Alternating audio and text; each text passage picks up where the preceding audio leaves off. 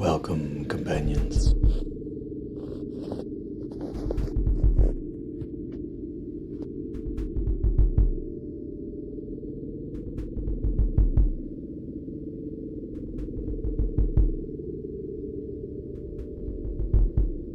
I remember what I need to tell you.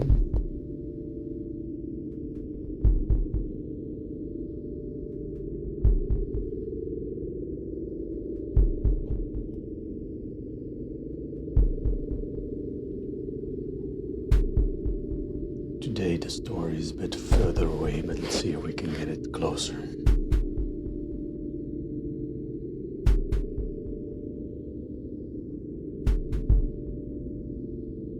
I made a big proposal for a cartoon. And this got stolen away. It was quite complex, but all kinds of technologies. And there was a grant that came for this proposal. And then somebody else ended up making it. That I had worked with, and I was out of the loop. So I sued them.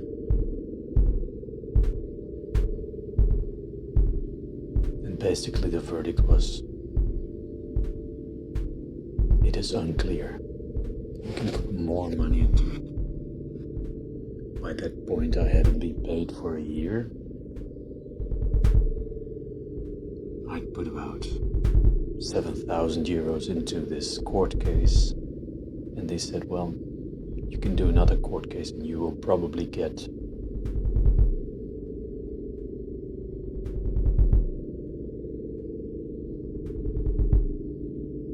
to be right, basically.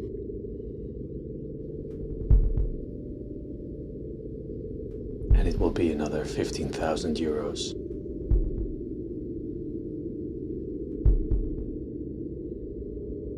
And I realized that this other party had taken the money. They had all the money in the world to buy lawyers and keep this going forever. And that I didn't like who I became in suing people. So I dropped it. But I didn't want to have anything to do with television or animation for a while. I wanted a safe job.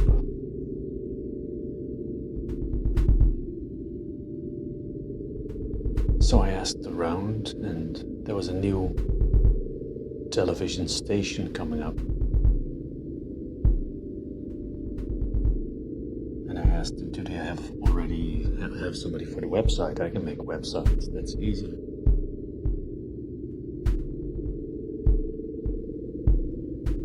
This was 2003. Websites were easy.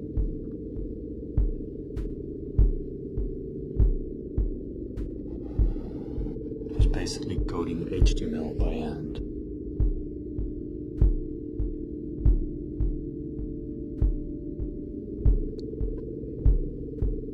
So I got an interview,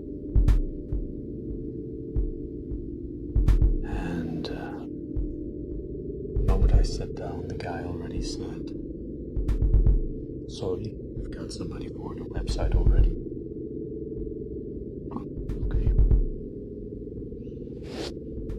Go and look further. And he said, well, we could use somebody for games. I hadn't made a game for real in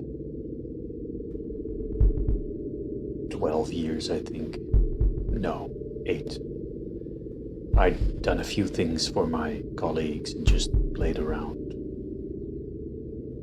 But I haven't made games. So I was thinking, I could do that. What would it be to pay? How would we construct that? I was looking for safety.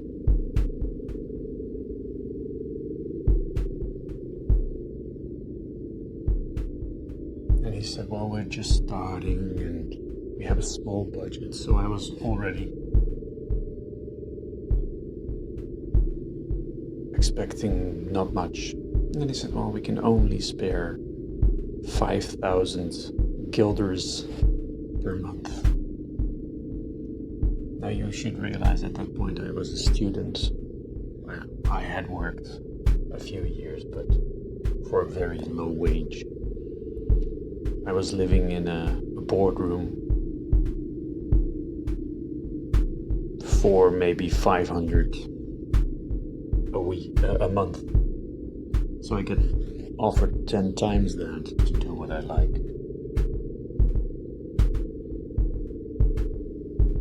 So I managed to keep everything in check and said, well, it's a bit tight, but we'll manage. So I made a deal for one game a month. And I started making games.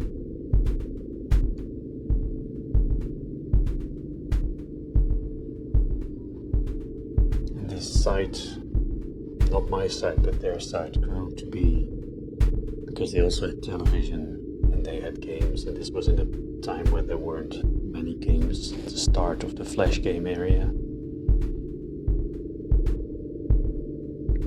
So I made flash games.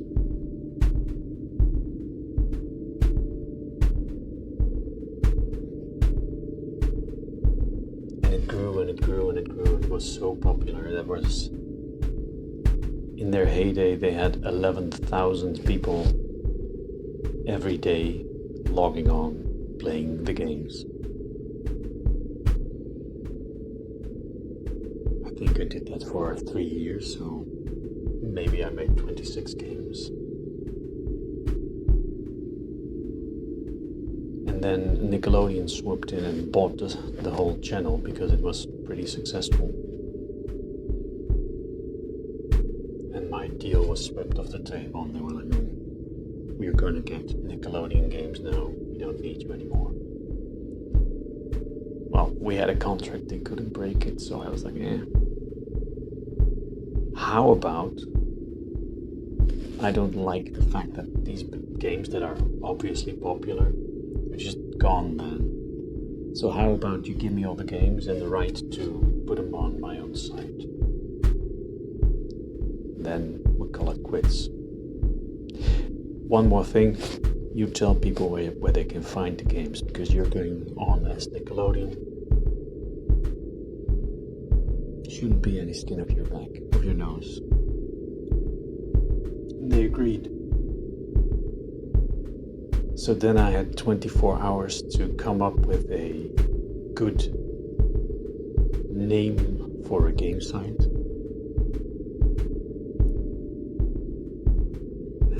I was already working with a partner then, because I had so much money in my opinion that I could just hire somebody. And we thought of the name vierkanteogen.nl, so squareeyes.nl, which is Holland. Because this was something that my mother said to me when I was on the computer a lot. She said, if you stay so close to the screen, you're gonna get square eyes. So a bit of an inside joke, but plenty of people said that. It's not really an expression, but kind of. So I built the site in, I guess, that day. The first version, at least. Put all the games on there. And then told what was now Nickelodeon, okay, this is the link to the new place where the games are. And the next day I got a call from the guy doing the server. He said, well, there's a lot of traffic. Okay. There was 11,000 people every day coming to my site then. In this time, that was a lot of money server-wise, a lot of data. It was about 300 euros a month, 300 guilders euros. That was a bit, we transitioned in that period. So 600 guilders a month, 300 guilders a month, just to keep the games alive. I was like, I really want to do that, but I don't have that kind of money. And the guy who did the server said, well, I like games, but I like to have a game site. So, I'll cut you a deal. He cut me a deal.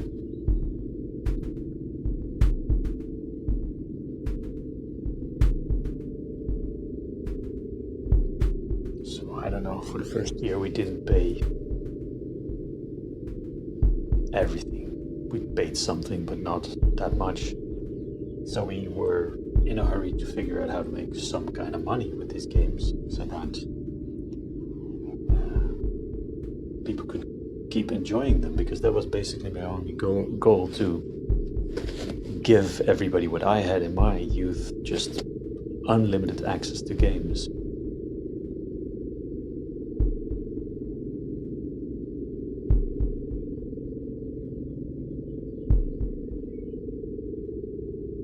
And in that search to make money, we attracted another partner who said, well, you're not making money because of this and that and that, and you have to do it like this. So he became our financial director. We became the production team. And this guy was really good. He got us clients like Coca-Cola, Unilever, real big names, big money. But the ultimate triumph for me was when we got a call out of the blue from the company that has the Donald Duck magazine in Holland. And they said, well, this site that you have, vierkantoren.nl, they tracked me down. So I got the call. They said, well, we want to buy that. All of it. All the games. So I said, I need to think about that. And then I, for the first time, saw that this company, which was basically Disney, was now coming to me and said, we want to buy your stuff. That means that it's worth something, that I've made something real. So I said, no, we're not going to do that.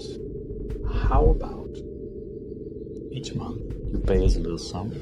We transform one of the games into the Disney universe, make it about Huey, Dewey, and Louie, or make it about Scrooge, or whatever. Transform them into the Duck universe, and you give us the graphics to do that. Well, that became the deal.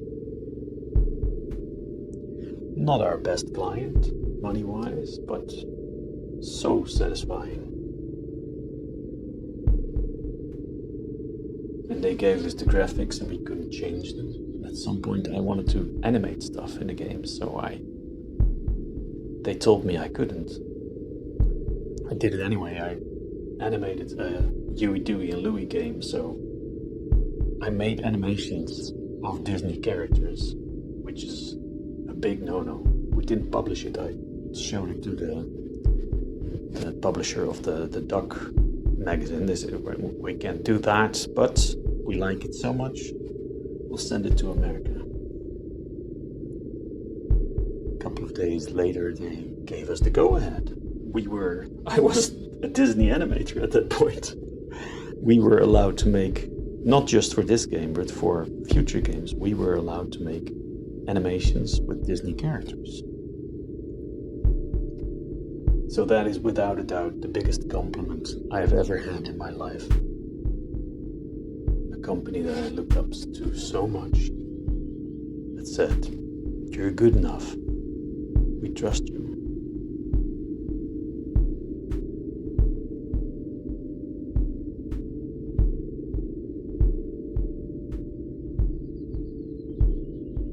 That instilled some hunger in me.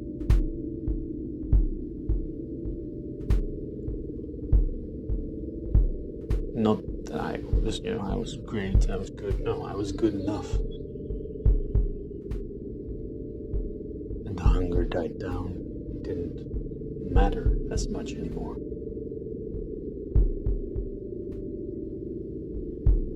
And I started concentrating on what I like, not because that's very important, but it's closer.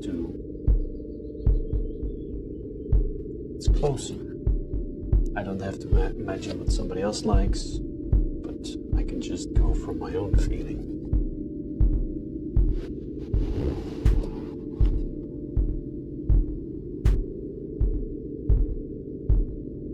So we started making our own game. This became a pet project of mine. And it eventually became the falling out point where the company fell.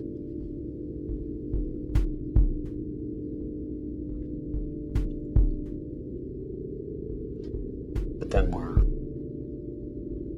15 years in, I think. It was around the time that Flash had real security problems, 2012.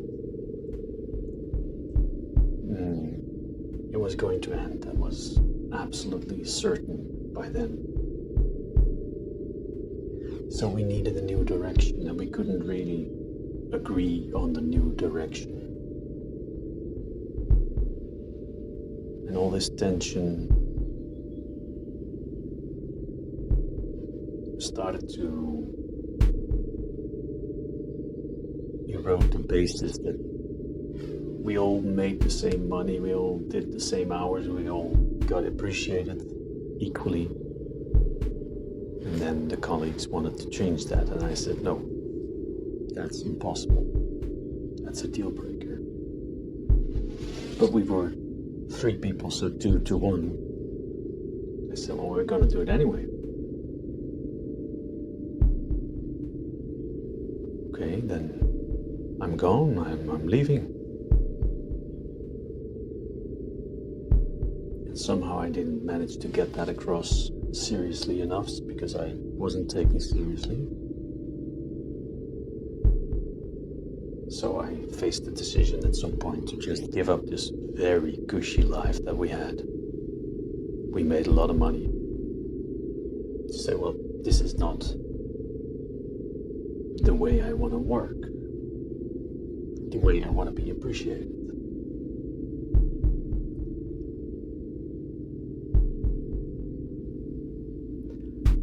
And stop this relationship of 15 years with these 2 guys.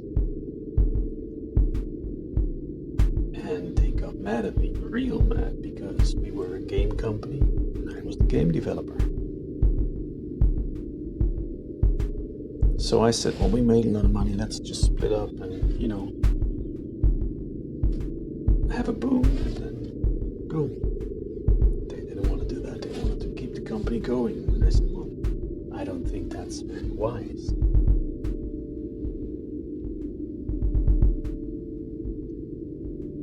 And they wanted to do it anyway. Which didn't really work out. And in the whole process, they got angry with me. So I really lost 2 friends then. Started for myself again with games. I had a few clients that came with me, all above board. And I didn't need that much money, so first I sat down and solved the Flash problem. made a game engine in HTML5, which was then the new emerging technology.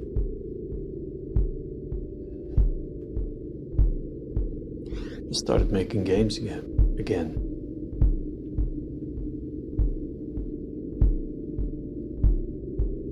And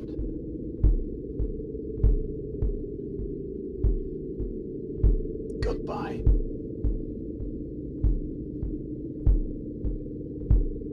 At some point I started teaching online courses in making games. And this idea came about. I wanted to teach kids and people to make games, make a platform for that. So this teaching experience came in quite handy. I even worked at a school and then another school for a couple of years. And learned that I'm not a very good teacher.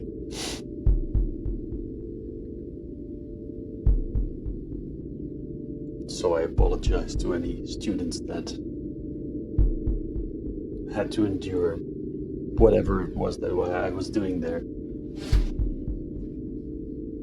I hope you got something out of it.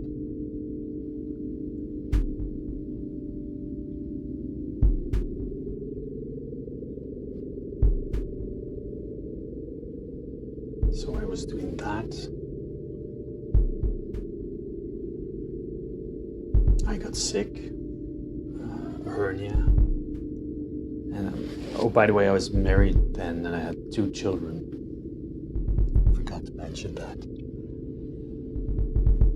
I had a very happy home life for a while, and at some point it all started to go south. So my career was stable, and then I got sick, and my home life was not that good at that point already. And it got worse and worse until it was very clear the house that I lived in contained a few people that didn't want me there.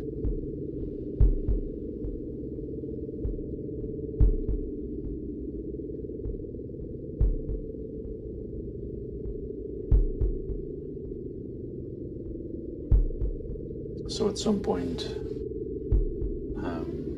my wife and I got talking. We decided to divorce. We didn't fight. Still don't. And the kids went to live with their mother. And I moved to Apeldoorn, which is very far away. It's near the German border. So I moved away from my family, from my home, my children. I just went and lived about an hour away. And I noticed that things weren't working well. I couldn't work as well as I could. I couldn't concentrate. I thought maybe this was all the emotion, because there was a lot of emotion in this time. It all felt very, very unfair.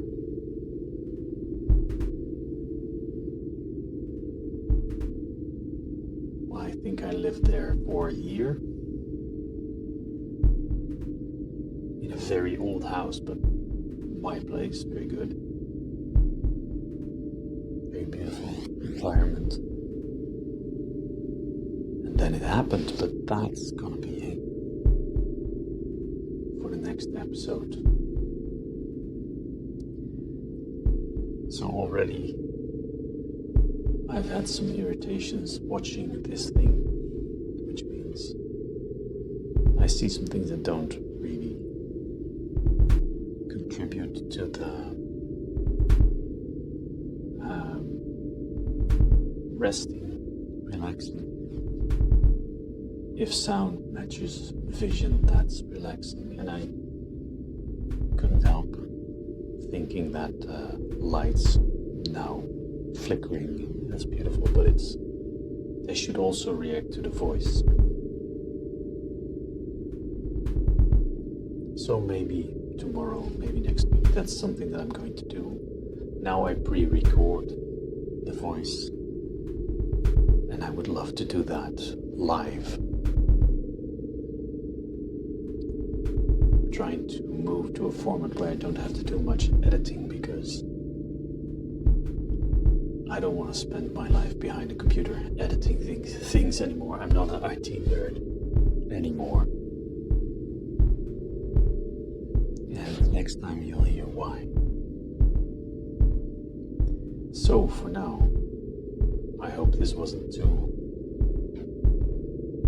intense and emotional. I got a little bit emotional into the story.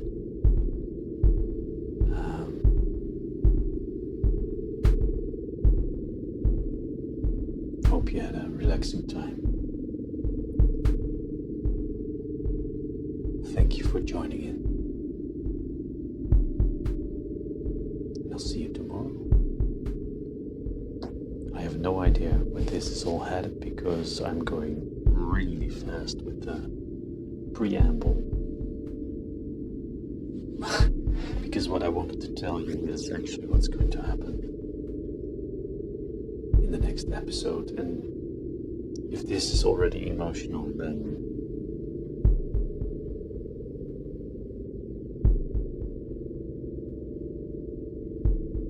we'll see.